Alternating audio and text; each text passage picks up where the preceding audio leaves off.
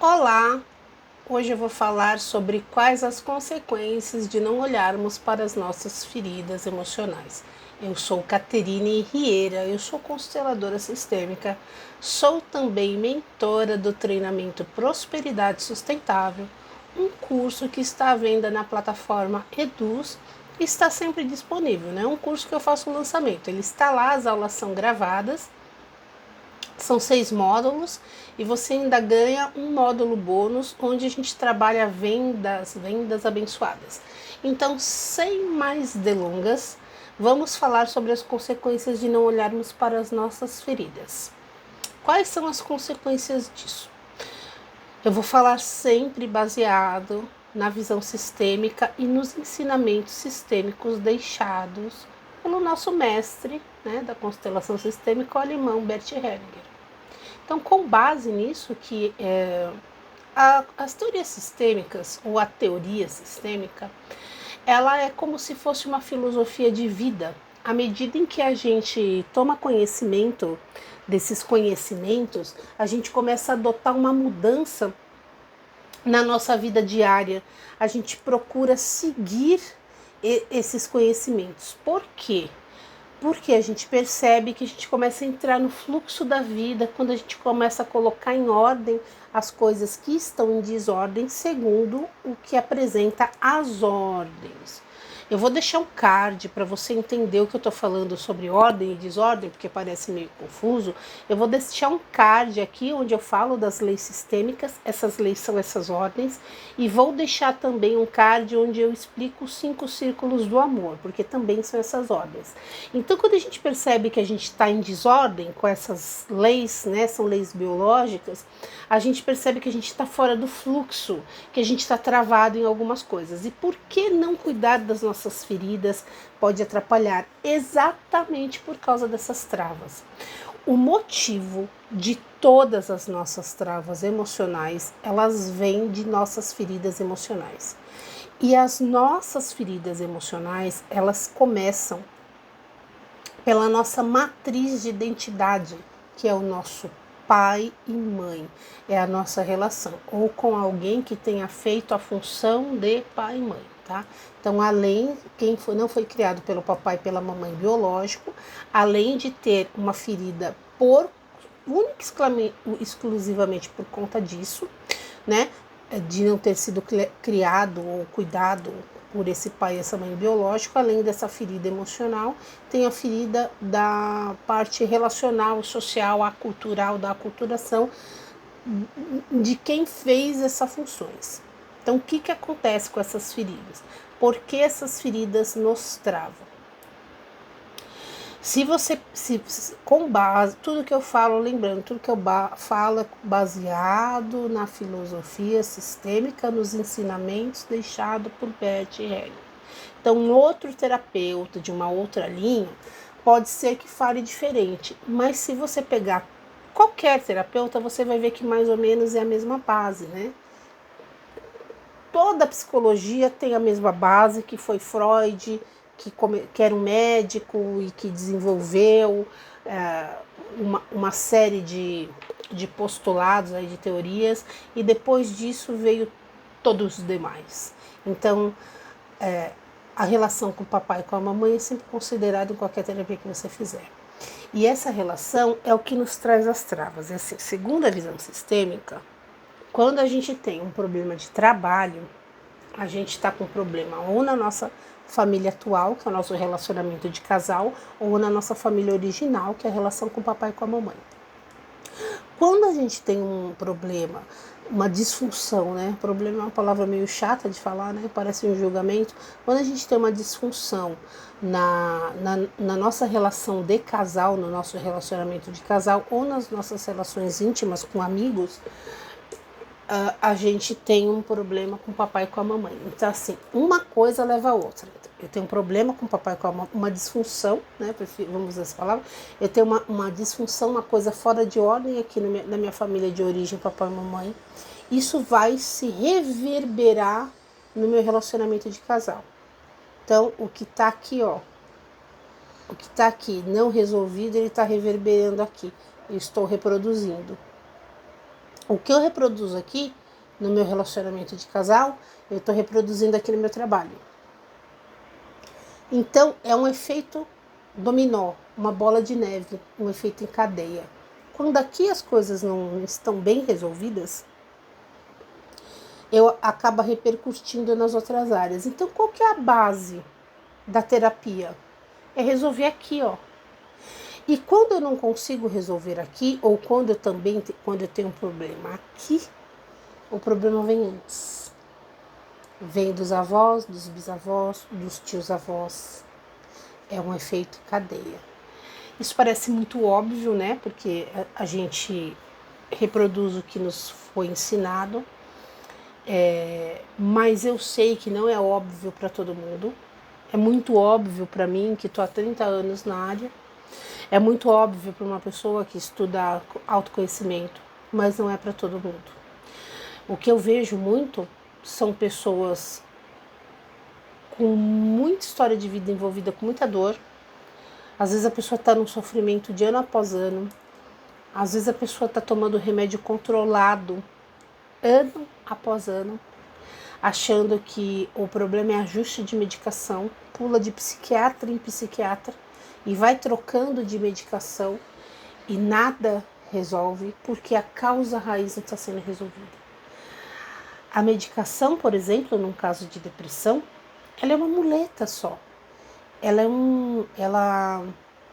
é uma ferramenta, um subsídio para que a pessoa passe por um período e até que ela se recupere e não precise mais daquela muleta. Não estou falando de casos de pessoas que têm doenças psiquiátricas que são incuráveis, né? Como a diabetes. Quem tem diabetes tem que tomar remédio para diabetes. Eu sou asmática. Eu tenho que tomar remédio eu tenho que usar minha bombinha de asma todo dia antes de dormir. E uma pessoa que tem, por exemplo, uma esquizofrenia, um transtorno paranoide, ela vai precisar dessa medicação. Mas quando ela consegue olhar para a causa, a raiz disso, quando ela consegue trabalhar na terapia, é bem provável que ela consiga diminuir a medicação, porque ela vai trabalhar bastante coisa. Agora, uma pessoa que está tendo um transtorno de ansiedade generalizado, que desenvolveu uma síndrome do pânico, que desenvolveu uma depressão, essa pessoa é bem possível que ela se cure através de terapias e através de descobrir a causa raiz, tá? No caso da depressão, é sempre indicado a terapia cognitivo-comportamental, porque a pessoa deprimida, ela precisa regular o ciclo circadiano dela, ela precisa ter disciplina, ela precisa ter horário para dormir, para acordar, porque tudo isso vai ajudar na cura. Ela precisa fazer micropassos, todo dia fazer alguma coisa diferente para começar a sair, para começar a regular a biologia, né? Para começar a regular GABA. Então ela vai ter que parar de comer glutamato para regular GABA, ela precisa regular melatonina, ela precisa desligar a luz dela cedo, ela precisa regular a serotonina, ela precisa olhar para o sol de manhã, ela precisa regular a vitamina D, então é uma coisa mais bioquímica. Mas se ela fizer isso e ela vier na causa raiz e começar a mexer, ela voa, ela sai dessa dependência da medicação. Caso contrário, ela vai ficar ano após ano se ressentindo de tudo que aconteceu. Então, por que é importante a gente ressignificar toda essa nossa história com o nosso passado, com os nossos pais? Primeiro, porque a gente não pode ir lá no passado e mudar tudo o que aconteceu com a gente. Essa é a primeira coisa, né? Não existe ainda uma máquina do tempo em que a gente vá lá, mas a gente pode ir de outras formas. E a gente pode ir e ressignificar outras formas. E ressignificar não é tapar o sol com a peneira, nem colocar panos quentes em tudo que aconteceu. Eu bato nessa tecla.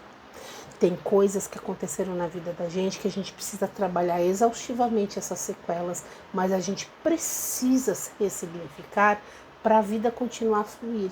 Porque senão, quando a gente fica preso lá atrás, a gente fica preso numa energia de morte. Passado é morte. Pense nos seus ancestrais, eles não morreram? Todos nós iremos morrer.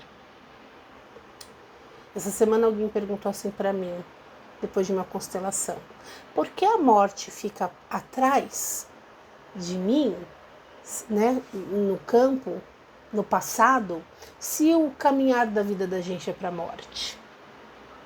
E eu respondi para ela, porque todos os que vieram antes da gente morreram e irão morrer. E nós seguimos para a vida. Nós estamos aqui porque se a gente caminha para a morte, a gente não produz. Se eu só penso assim, o meu objetivo é morrer, para que eu vou fazer alguma coisa? Né? Para que eu vou me esforçar para ser feliz? Para que eu vou caminhar para os meus objetivos? Quem tem essa dinâmica tem uma depressão. Uma pessoa que tem essa pulsão de morte o tempo inteiro, não era o caso dessa garota, foi só uma pergunta. Mas uma pessoa que caminha, que quer olhar para a morte, ela tem uma depressão. E às vezes a pessoa nem sabe que tem, né? Então, e às vezes a pessoa, ela tem neuroses e todos nós temos neuroses, nós somos normóticos. Que bom, porque quem não é normótico é psicótico. Quem não é neurótico é psicótico, porque normal ninguém é.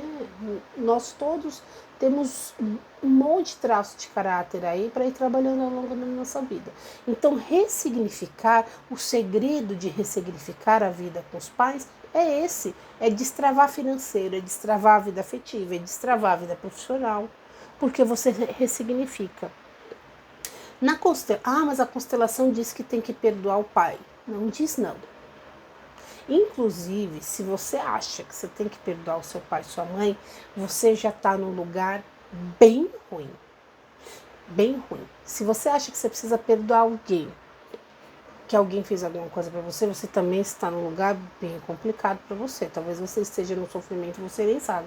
Porque quando a gente acredita que a gente tem o poder de perdoar alguém, a gente está num nível de prepotência que a gente consegue pouca realização. Porque a gente é tão prepotente que a gente acha que tem a potência de resolver tudo, né? Inclusive de perdoar as pessoas, e não é desse lugar. É só dizer sinto muito. E esse só dizer sinto muito é um movimento da alma que a gente faz devagarinho. Porque tem coisas que é difícil a gente dizer eu sinto muito. Tem coisas que é difícil a gente dizer eu aceito que tudo foi como foi. Tem coisas que é difícil aceitar. Mas se a gente começa um movimento de devagarinho ir para esse lugar, de devagarinho ir para o lugar de entender o papai e a mamãe, de devagarinho resgatar a nossa criança interior, a gente consegue destravar. Eu tenho um treinamento, chama Treinamento Prosperidade Sustentável, eu falei isso no começo do vídeo, que é um treinamento onde eu trabalho mesmo a prosperidade, usando a lei da atração e usando a filosofia sistêmica. E nesse treinamento, exaustivamente, a gente faz esses exercícios de limpar esses bloqueios mesmo, de resgatar essa criança e de ressignificar nossa relação com os nossos pais. É primordial para que a gente viva uma vida menos neurótica possível, que a gente ressignifique essa relação com os nossos pais. Qualquer terapia que você fizer, qualquer técnica terapêutica que você fizer, vai mexer nessa relação. Essa relação, ela é um modelo que a gente usa para seguir em todas as relações da nossa vida depois. O que aconteceu nesse núcleo familiar primordial de quando a gente era criança é um roteiro que a gente segue ipsis literis, vida fora. Que roteiro você tem seguido para você?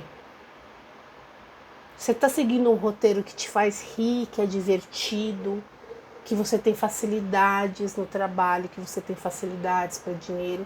Ou você está seguindo um roteiro que te traz sofrimento, que você precisa tomar medicação para suportar? Que roteiro você está seguindo? Se o teu roteiro está dolorido, você precisa rever a relação com seus pais, como todo mundo precisa.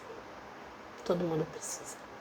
Então, essa é as consequências de você não olhar para essa relação.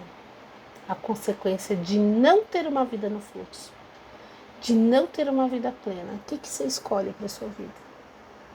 Continuar tudo como está, porque sempre foi assim? Ou caminhar em direção à vida e à felicidade? Eu vou ficando por aqui. Eu sou Caterine Rieira. Eu peço que você deixe um like nesse vídeo, Compartilhe esse vídeo com quem você ama e me segue lá no Instagram, Caterine Riera Terapias. Vou deixar os cards no final do vídeo dos 5 círculos do amor